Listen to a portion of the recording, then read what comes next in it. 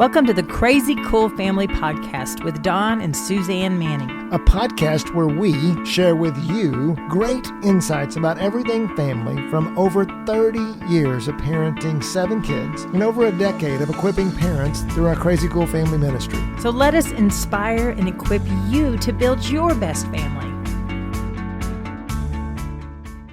Okay, all you crazy cool families out there, I am so excited for this podcast. I have gathered all my girls. We are in Arkansas. We are Fayetteville, Arkansas. We have Girls Weekend. We try to have it every year right around my birthday time. And the last couple of years we've put the girls on a podcast. And so now it's tradition, because if you do it twice, then it becomes, tradition. Yep. And so we're sitting in a circle. And we're just so excited to share with you. What are we going to talk about? Yep, Macy here. I forced all my sisters and my sister-in-law of 1 year plus to be here. And Mom made them wear detoxing feet masks. So we're all sitting here for the next hour. And we decided to record what we say to each other and see if anyone likes it. So everyone's going to go around and say who they are. Multitasking. Yeah. Say who they are really fast.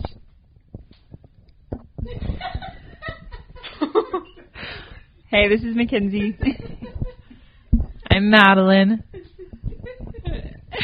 I'm Neely. I'm the sister-in-law. Well, I was going to say Neely's the real Manning. Yeah, everyone else only is, one left. And Mom, you are. I'm Molly. There you go. Okay, great. Everyone's here. Yeah, and Feet are detoxing. Yeah, as we detox, we're going to detox our feet and our feelings. No. And so we have 1,000 different topics we're going to talk about tonight, but we're going to put them under the umbrella of what have you learned? What are you creating? I mean, and maybe even from your mom, know, and or from anybody else that's had any influence. What have you learned in your life? Ready, go. And how are you implementing that? And it's anyway. So that's what we're going to talk about. Well, and every year in the last couple of years, how many years has it been? 6 or 7 have we done Girls Weekend? We were talking about that. Yeah. We did the very first one we did College Station or something crazy. Yeah, y'all jumped from hotel bed to hotel bed. Yep. And we just tried to get together and celebrate. My mom's birthday is at the end of January, and we've had a lot of great... I celebrate all month, but I do pull the girls in at the end of the month. And so we've been talking about a lot of different topics. We talked about marriage. We talked about what we're learning. We talked about hard stuff. Talked about fun stuff all weekend long. Parenting. Yeah. Yep. And I think it's fun that as we get together because we love each other, obviously, but we get to do it around your birthday, Mom. And so we celebrated her tonight. We did a little lemon cake, and we just kind of want to talk a little bit about, it's not like the Suze is the most amazing ever human ever show. That's not what we're going for, but we have picked up some things from you along the way, and you've planted seeds and they've taken root, and we're living lives as moms now, and it is fruitful and it's hard and it's good, but we've stepped into this adult season with you. So that's kind of what we're highlighting is what are some things we've learned along the way? What are some maybe do's and don'ts that we feel like we've picked up from you or things we've learned? And we want to make it really practical for any parent listening out there, but specifically any mom, that we're with you in this. We're walking with you, even if you're a newlywed, and you don't have any kids yet. This is something, even if you're single, this is something that you could take away from because you've planted seeds in us, and we just want to take that and share it. So we're going to kind of pop around and share and see where this conversation goes. Yeah. It's going to be great. So anything you feel like you've learned from Mom specifically or from a mother figure in your life, and how can you make it apply to the people that are listening? I feel like one of the main things that I learned watching you raise us was the way of being a learner of your kids. And so because you had 7 kids, you couldn't just put all of your energy, effort in understanding and knowing one kid. You had to really prioritize getting to know each of us and optimizing that knowledge to parent us and love us, because you couldn't be there every time we had a little tiff or fight. And you really understood each of us, and I think it created, similar to what I'll do with the diagram, or the diagram of how do each of us know each other too, and what are all the relational dynamics, the dashboards, and all the different dynamics in the home, and prioritizing what needs to be worked on and seeing the bigger picture instead of just getting frustrated whenever one of us were being a certain way. You chose to go with understanding and learning who we were so that then you could parent us the best way possible. Yeah, that was one of the fun things about raising a bunch of kids is how incredibly unique and different they are. You know, we talk about celebrating differences, and so that's actually a fun part of getting to see that each different kid and how they are and who they are and getting to know who they are. That's a lot of fun because it is a little bit more on the difficult side because it'd be great to kind of cookie cutter them all and say this is the rule for everybody and this is what everybody's going to do. But, you know, we couldn't have a blanket bedtime for everybody because some people, they were night owls and they couldn't go to sleep at that. They laid in bed for 2 hours wide awake, you know, but then there's other people, hey, we got to get up at 6 a.m. every morning, but were those that had a hard time doing that. And so that was definitely something learned along the way. Okay, I'll go. Something that Mom used to say, this saying, was flip your thinking. And so whatever that might be, I'm trying to think of a specific example, but it's essentially like a very boiled down concept of the lofty, like, kingdom invitation of renewing your mind, change your thinking, like, go and get a different view. And so how that, like, applied when we were little is maybe like, I don't want to go to practice. I'm so sick of going to practice. I'm tired of it. And Mom would be like, okay, well, let's flip our thinking. What things do you like about basketball? What things do you like about practice? And, you know, well, my friends are there, and I get to be away from the house for 2 hours, and afterwards we get to go to Sonic. And then she'd be like, okay, so then that's why you like to go to practice, you know? Or even just like, I don't want to study for a test. Studying for tests is so hard. I'm actually so bad at this subject. It's like, well, you're actually not bad at this subject. You know, you just maybe have to study a little bit harder than other people, and you actually really enjoy it. Every time you come home, you tell me something you like. What do you like about it? And so just like changing the track in your mind of something negative, something not life-giving to, even though it's hard, like, I don't think she ever really was like, yeah, just start, get over yourself, like, suck it up. Maybe sometimes if we needed it, but you know, you want to, like, validate your kids' feelings and say, yeah, that can be hard, or that is a hard thing to process, but we don't have, our mind doesn't have to stay in, like, the rut of bad or negative or any of those things, because, like, God has called us to have a different mindset, and to, like, keep our minds on things above. And so whatever, like, however that looks like within your little family, but we even do that now with, like, our 5-year-old son. We say, well, let's flip our thinking, like, how can we do that differently? So that's something that I learned, and that, like, even I hear adults talk about that like lofty concept, but we were being, like, told it at a really young age. We were actually talking about this earlier today. I think I have one little girl, and she's 1.5, and she is a toddler, stepping into her toddlerhood and getting her big opinions.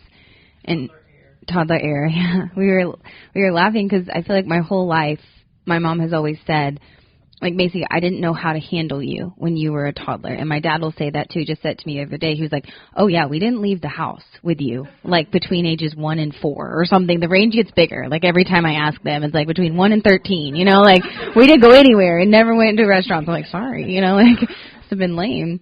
But, like, what I remember as a kid from whenever I could start remembering things was, like, my mom knew that I had big emotions. She would explain to me that I had big emotions, and then somewhere along the way in her parenting journey, she learned how to help me process big emotions. So maybe she didn't know how to do it when I was 1, 2, 3, but she didn't just quit. Like, she figured out how to be a mom that had an emotional child.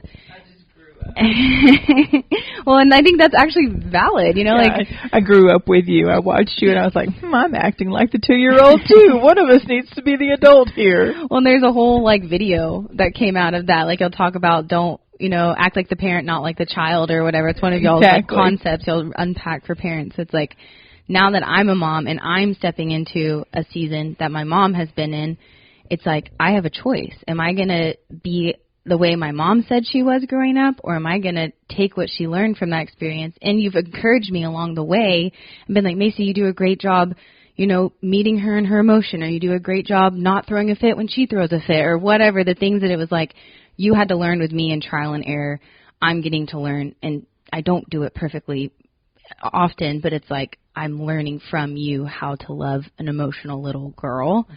And I think that that's so valuable, because I'm like, well, who else was going to teach me how to do that? And God gave you me so that when God gave me Selah, I said that right? And then God gave me Selah, then I had all this experience from you that I could glean from, and I have a mom that can help me raise the next generation and like stand on her shoulders. And so I'm like, that's like a big takeaway for me, and what I've learned from you is like, because my mom is who she is and chose to grow up with me and learn and lean into God and all he had, I'm starting at such a better, healthier place.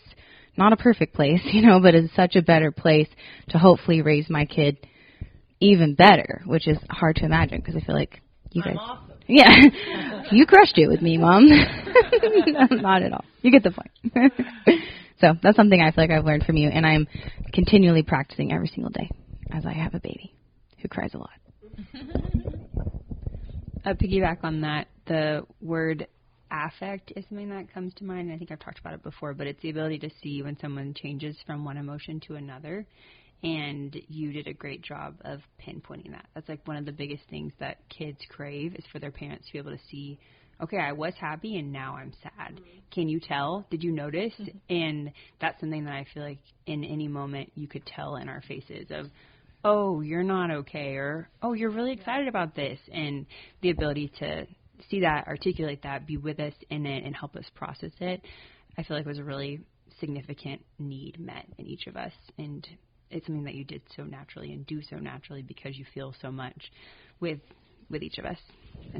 And that comes from your mom, who would just say, what would she always say when we were... They're just little people. Yeah. That's what I was going to say. It was like with Macy, it's like Macy's like standing not like there are actual humans with real feelings, real emotions, that what they're feeling is valid.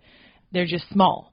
Yes. Like not like belittling them and little people, but like actually validating their fact that they are real live people who feel big, think big, have dreams, and maybe their dream is to slide down the slide a third time, and you tell them no, and so that dream is crushed. Yes. But that, like, they are people, just small. Right, exactly. Yeah, and to honor that and to value that. And so that's what my mom taught me. And so then, but now get to see you guys doing that and acting that out in even a bigger way, and accepting them who they are, and coming along beside them as the mature adult and not just another wee little people like them. One of the things that I think I'm currently learning in my home that my parents did well was, let me see if I can say this. Like, setting culture doesn't come in the moments of correction or discipline. Setting culture comes with, like, intentionality. So my example of that would be, we're noticing that our kids, like, we're right in the middle of this, but we're noticing that our kids aren't very thankful. So we get to watch a little show. If you give a mouse a cookie right before, naps or whatever. Can we watch another one? No. Aww. Instead of like, thanks, Mom, for letting us watch a show when usually you'd make us go outside, or whatever it is. Their response to any little thing is like, can we have another, or can we do more, or can we, instead of like being thankful. And so I find myself always like, let's be thankful, correcting the bad behavior. And I'm realizing that that's actually not where culture, and this is from my parents, but like not where culture of your home is set. It's set in like the good moments, not necessarily in the correction moments. So we zoomed out and we're like, okay, we're going to be thankful. And this week we worked on thankfulness. And so we colored a big picture that said, I am thankful. And we talked about all the things we were thankful for. And before we could ask for the next thing, we were going to tell each other, we're going to say, thank you, Mom, for letting us do this. Thank you, Mom, for making my lunch. We're going to have a thankfulness chart, and we're going to count how many times we say thank you to each other. And we're going to one of our things is we're not going to tell Dad. And so we're going to see if he notices how thankful and how like the spirit of our home that's going to change. See if he's going to notice how our kids are more thankful, just like as a fun game to play with them. But just realizing that the culture of your home, there are moments of discipline that you can help set it, but if you like use the good, and like another thing that like my husband Larry's wanting to do is mission statement essentially for our family that's like the Joneses honor, love, and serve each other, but not use that only when we're correcting. Like, oh, we don't hit our sister because the Joneses honor, love, and serve. Be something that in the positive moments we're sharing it too. So setting culture really intentionally in our home. And so I have a list of like maybe 10 different things that I'm noticing that are essentially bad fruit of our home and my kids that I'm going to zoom out and we are going to learn them as like from a fun activity game perspective versus like a correction perspective. Do y'all remember when you said that, Madeline? Do y'all remember we were saying like bad, mean words to each other, and I had a giant can you describe it? A poster. You all remember this? It was like a big poster board, and she cut a hole in the middle of it and drew a face around the hole, so the hole represented the mouth. And then we like go collect trash or something from outside or in the trash can or something. And she used it as an analogy of like when you choose to be mean to each other, when you chose to say hateful things or hurtful things to each other, it's like throwing trash out of your mouth. And it was like she was behind the board and she was throwing the trash like at us, but it wasn't like to hurt us. It was just like to show the effect of like hurting people with your words, and we're just like getting pelted with trash. I'm like, cool, Mom, thanks for that visual, but it stuck. I'm like. But I just appreciate that it's the lesson. It's a lesson that was taught, but not in the moment. Because in the moment, it goes back to that. I would get heated and I would get frustrated and I would get annoyed, and so I had to take the neutral moment and teach something. Yeah, actually, what I was going to say is like when you were talking about creating and setting culture. Like, I'm not a mom, obviously. I am newly married, but you guys are all mothers, and I just look up to each of you so much, and I think that comes from your mom. I mean, a lot of different things it comes from. It comes from God, it comes from your family in general, but it comes from your mom, and I think it's just because she has, like, honestly, she has opinions, and and that's actually one of the first things when I was asking. Spoken from the first daughter-in-law. No, but like when I was asking Michael about you before I met you, that was one of the first things he said. He's like, she has opinions, and she's going to share them, and they might not be right, but that's what she believes. But she's going to say them as if they're law. But I really, really respect that, honestly, and I think that is what creates a culture in a family, because each of your daughters, each of your kids are all so unique and so different, but they all have their own family cultures that fit in together, which is really cool because I get to come in from an outside perspective and just see how they all, like, you all are best friends, and like you really are, and it's so fun because you grew up with the culture of we celebrate each other, we do this is what we do, this is what we don't do, you know, and it's just cool to have that. It's just solid, and it is because you grew up with someone who was like, we're going to do this, and this is what we're going to do, and we're not going to be passive about it. And so, yeah, I just think that is what I see, and that I would really hope that I can do in our family, too, and when I join in.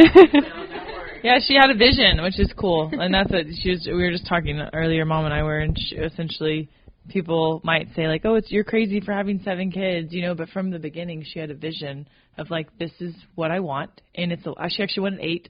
She's like, this is what I want, 8 is enough. And I want them to love Jesus, and so she had a vision, like you're saying, and the vision set the culture, and she didn't back down, and so now we get to be a part of the culture in the vision, and we get to set our own vision and have our own culture. And what's your vision?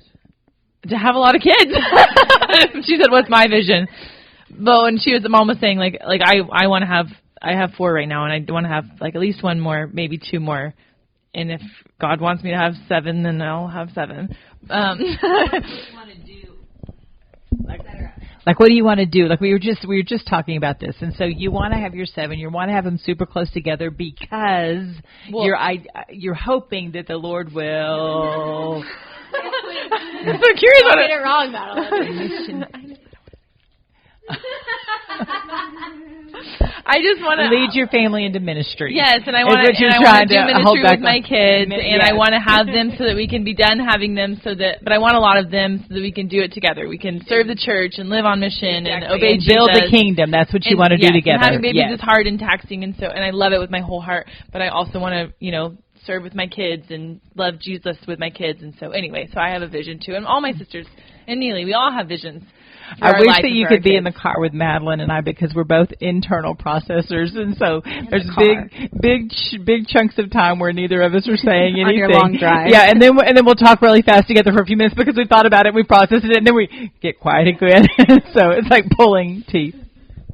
I think it's really good just to wrap up this, and then I want to switch gears and talk about maybe some don'ts that we've picked up along the way too. For if there's sure, any funny those are the things. best. But I think there's a lot of like, your culture of your family is built with intentionality. Madeline said that. But I think another thing we're picking up on as a theme is like the importance of language within your family too. And words are so powerful, and they go on for years and decades and generations. And so you're starting somewhere. Every family starts somewhere, and it's never too late to start building a culture. But you as the parent, or you as the individual that's listening to this, you have to do something. You can't just sit on the sidelines and hope that you're going to have a great family. It's like you have to participate in what God is doing. You have to choose. My dad's been saying this a lot lately. Like, you have to choose to be a lifelong learner of family. You have to choose to put some time and investment and heart into it. And to think about it. Just think, what do I want? What do I want my family to look like? We had families that had gone before us, they were like 4 or 5 steps ahead of us, and we're like, we like that. We like that quality. We like that characteristic. What are they doing? Oh, they're involved in the local church. Oh, that family happens to be homeschooling. Well, that family is doing a private school. And so we were able to pick and choose from what we saw like before us. Yeah. This is what we want. And I think that kind of segues into the flip side of this question is like, is there anything, and this isn't like we celebrated Sue's for the first half, so now we're going to bash Sue's for the second half. That's not the goal. But I think we learned this in our discipleship school that several of us went through in our church. It's like your parents were just kids who had kids. So they were imperfect, and they did the best they could. And we were all growing up but together. But you grew up together, and so there's so much mercy. And in every place where your parent wasn't perfect, the heart of God, the Father heart of God needs to come in and cover and heal and restore and make whole. But you don't really have an excuse as a person or a parent to, like, blame your parents for everything that happened. It's like they weren't perfect. They were kids who had kids. Let God in to those places where there was a deficit. Let God heal you. But there is deficit. And so we're acknowledging that, and we understand there's trauma, there's pain, there's hurt, there's abuse, there's all kinds of stuff that parents do that is not from God. But we're talking specifically about, is there anything that you feel like you picked up along the way that you're seeing in your season or your parenting that you're like, I think I got that from my mom. Yeah, and I won't be doing that. And I recognize that I don't know if I want this to pass on, or I'm working on it because I saw it in my childhood, and maybe I don't want it to happen for my kids' childhood.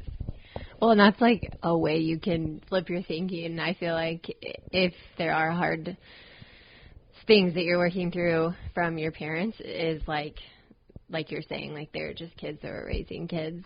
So that's just like a active thing you can work on. But for me, I'm the oldest, and so 2 things. I could probably think of a lot, but 2 things. One, you're the guinea pig. Yeah. But also the biggest advocate of family. So, but I think one is like mom. The biggest transformation story. Yeah.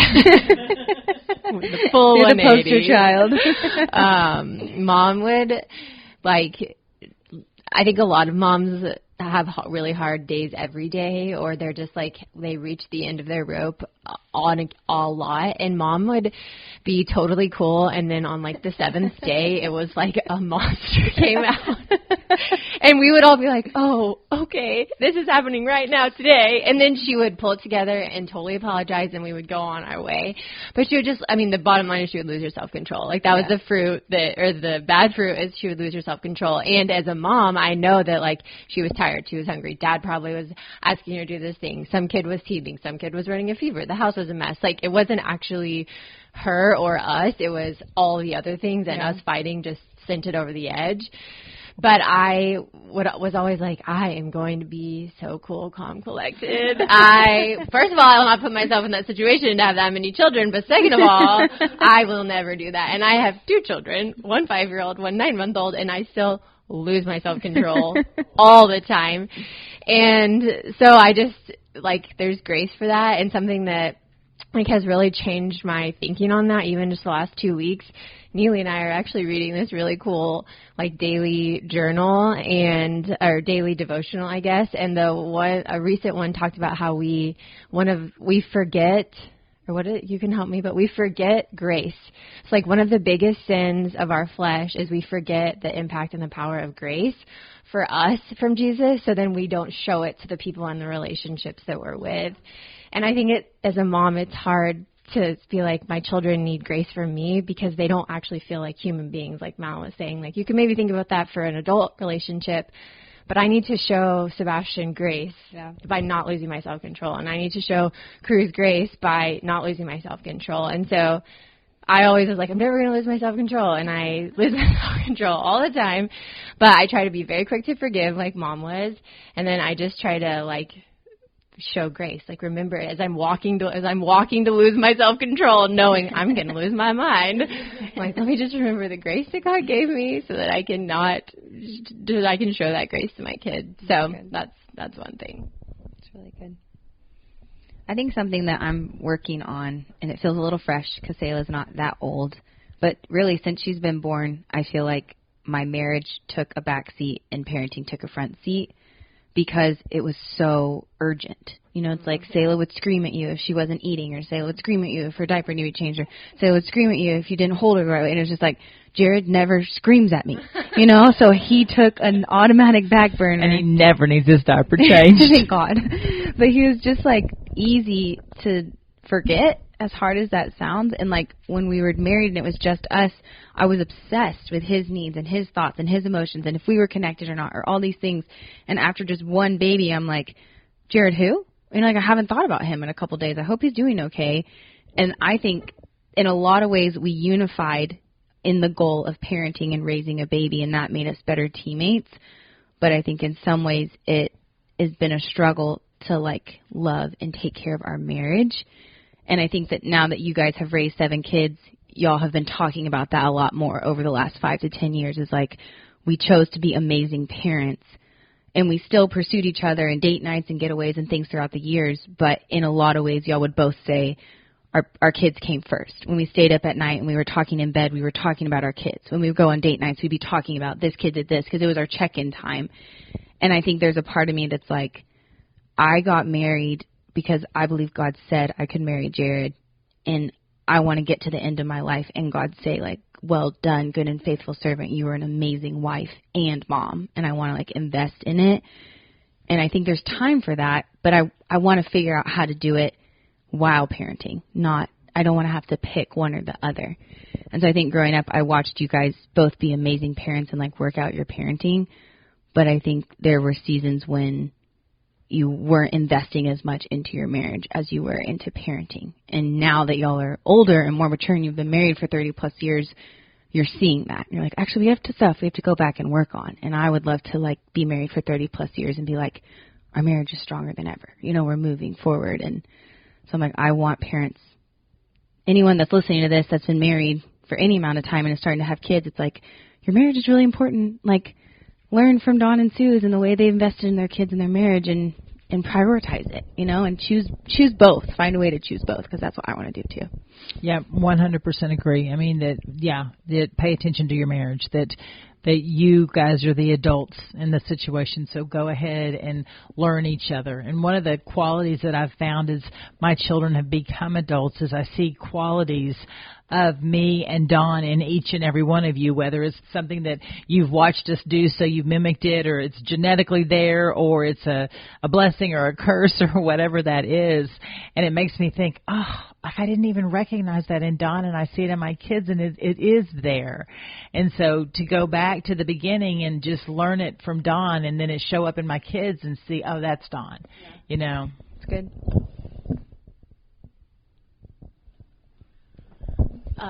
I think also too, and it's pretty hard to do these because I feel like there's just a positive or a lesson always at the end. It's not truly this is the worst ever, but I think something that we just try to do with Bash, and it's only because I'm sensitive to it. My husband is the youngest, so he has very little concept of it. But if you have an oldest, or even maybe an oldest boy, or somewhere along the way you were saying to any of your kids, like, I need you to do this because you're the oldest, or you're the leader and they're all following you, so you need to do this. That is valid and true. And even my friends sometimes correct me because they like, that's actually Bash's calling. Like, he was put on earth to be the oldest. Same with me. But I think it created a lot of, like, thought processes in my head and a lot of maybe some, like, insecurities, some things of pressure where I had to work through, because my whole entire life it was like, I'm mom's biggest helper, and also I'm like second in charge of everyone, and it just felt like a lot. And I know, and like, again, that's where I can like validate everything mom did. Like, there was nothing wrong with it, and it obviously created me into the person that I am. But maybe the invitation is more like, you trust that God gave each of your kids in the place and the time that he gave them. And so there are hard things for the oldest, the middle, the youngest. And there are awesome things for the oldest, the middle, and the youngest. But instead of saying out of, like, desperation and your flesh in the moment of weakness of, like, well, you're the only help I have, or it's up to you. Like, they're watching you. It's your job. You're in charge. It's like, what is the sentence that I'm going to say that God has given me and my husband to, like, cast a vision for our oldest that's actually, like, a calling up and an identity statement that's not, I'm dying, help me, pressure, yeah. Because also then it just kind of feels like when they don't do that, they fail. And that's not all the message you want to send them. And so, for us, for Sebastian, it's like, oh, man, buddy, so cool that God made you be the oldest. That's such a calling on your life. You are such a born leader. Like, you are set apart for priesthood. We, like, quote that first preacher to him, and all of your siblings are going to follow you into that. Like, that is such a cool thing. And the cool thing is you don't have to do it alone. Holy Spirit is right here to help you when you feel pressure, when you feel sad, when you feel scared. Like, Holy Spirit is here to help you be the leader that God has created you to be. So I don't know, and for the middle, like, whatever that is, whatever the calling is God gives you for your middle, that's the thing you say to them, not when your flesh is, like, crying out of, like, help, I don't know, or you're the middle, you're annoying, I'm not really sure what the thing is. But that's something that I think that we're trying to do a little bit differently, because I was very sensitive to that, being the oldest. That's great.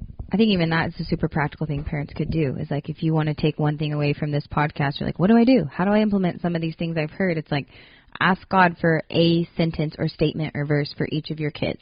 So when you get to that boiling point with them, you're going to say this.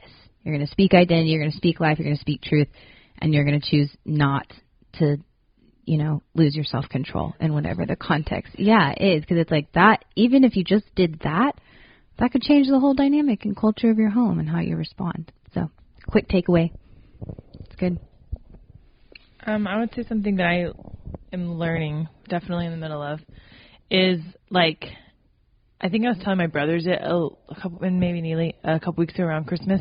I was saying something about, like, I was like apologizing for that, like, the tone of the way I think about my kids or talk about them is, like, not positive, because I'm like, really, I'm, like, in the middle of living my dream. Like, from ever since I was a little girl, this is all I ever wanted. It was, like, be married and to have babies, and I'm, like, right smack dab in the middle of it, And sometimes, and that's, like, kind of applied to my life now, and I think maybe it's something that Mom, I don't know how much you played with us when we were little, but I look back on my perspective, I felt like you were, like, cleaning the house and working and doing stuff and, like, making sure we were fed, like, doing all the necessary things to keep a home and life running. Yeah. That I don't, like, have very many memories of you just, like, in the playroom with us, like, playing babies.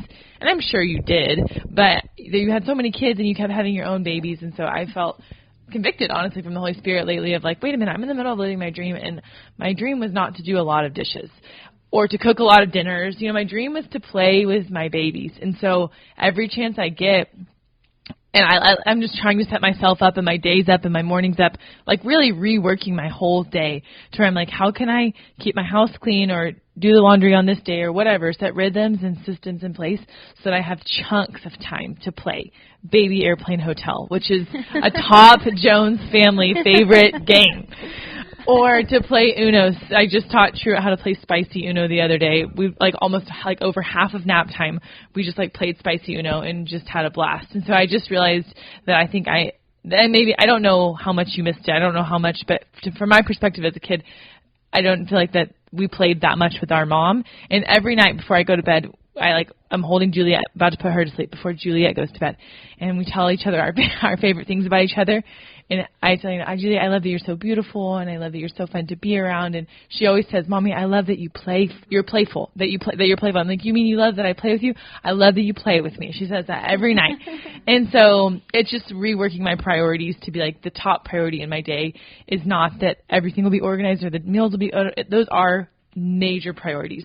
But one of my top ones is that lately is that I get like a good chunk in the day. It feels like a successful day when I get to the end of the day and I have a good chunk that I'm like, I've played with Everly, I've connected with Truett, and, the whole playroom is set up as a pet store.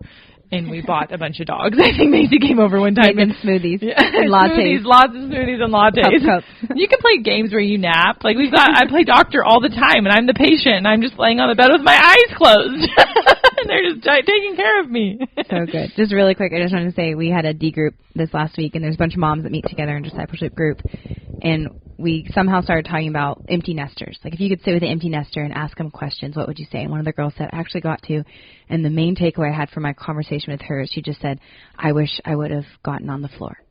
I just wish I would have gotten on the floor with the little kid in the season and did the thing. Like it's my only regret in my parenting journey with my little kids is like, I just wish I would have gotten on the floor more often. And all the moms in the D group were like, it's like, yes, that resonates. Because we were like, the floor is disgusting. Let's be honest. I don't want to look at that floor anymore. But it was this moment of like, oh, it's just a season and it's fleeting and we get to choose are we going to play or not. And it was really convicting. So it's so good, man. So I don't know if I regret not playing with you in that because I'm so acts of service and I just wanted to do. I was the doer. But one of the things I admire about Madeline is that she's built her life that, okay, if I'm going to play, then we're all going to work together to get the living room cleaned up so it's neat and tidy for Daddy. Or if I'm going to play, and so you've built your life so that your kids are doing your work so you can do their work. Child labor. No. And their work is play. And so it's all their toys anyway. So it's their own work. They just need to put away their stuff and we'll be fine. Clean up after yourself. Yeah. So good. All right. Any final thoughts, do's or don'ts from things you've learned before we close this thing out? No? Okay. Well, thanks for listening. Thanks for joining us. Happy birthday to Suze, 23 years young. Thanks for listening to the Crazy Cool Family Podcast. We hope this episode inspired and challenged you to invest in your family. We want every family in the world to know about God's vision for their family. To help get the word out, consider taking a minute and giving our podcast a 5-star review and share why you love listening. Or share our podcast on social media with your friends and family. We believe that family is God's idea, so help us spread His vision for family by telling others about our podcast today.